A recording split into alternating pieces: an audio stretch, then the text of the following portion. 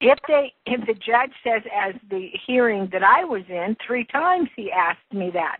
And 3 times I told him he had stepped off the bench and was acting as attorney for the mortgage company's attorney, thereby committing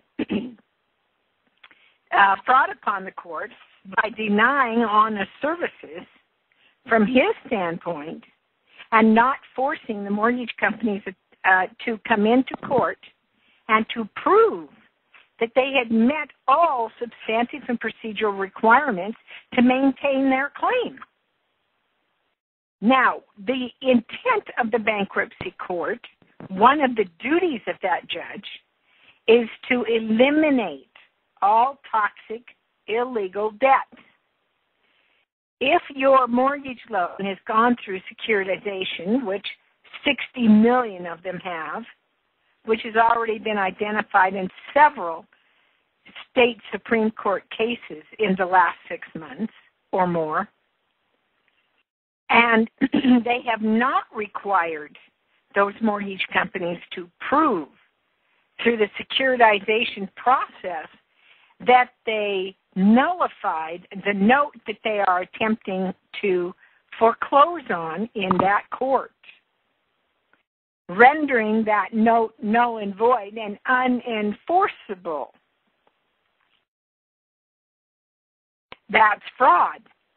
That's acting as a pirate. That's bringing their crimes of piracy inland onto shore. And I stood there and asked the judge, are you really sure you want to face life in prison?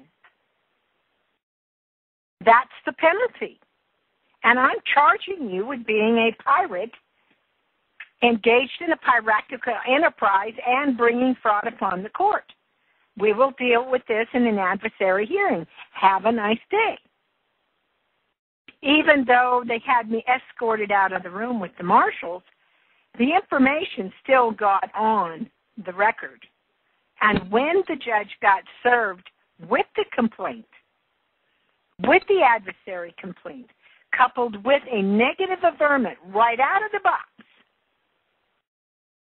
now they are very, very angry, and they don't know how to answer the paperwork. If their job duties and job descriptions are to eliminate toxic, illegal debt, and they condone it, they accept it, and they further it, they are a pirate engaged in a piratical enterprise, recognizing that they took an oath to do that.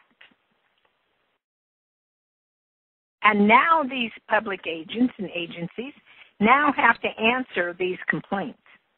They now have to come in with a subpoena with their registration statements of the Securities and Exchange Commissions for the S1, S3, and the 424B5 prospectus registration statements that they have to file with every loan that demonstrates, along with the title page, that the property was paid for before you even walked out of the door of closing.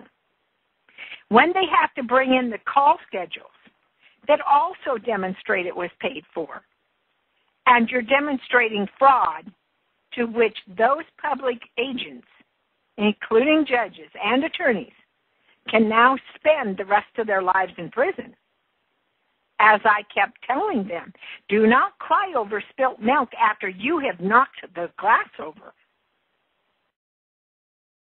when you had every opportunity to safeguard the glass. And these public servants can only do one thing and stand there and look at me and order me out of the room with the assistance of their marshals. Well, their marshals became pirates by the act of escorting me out of the room.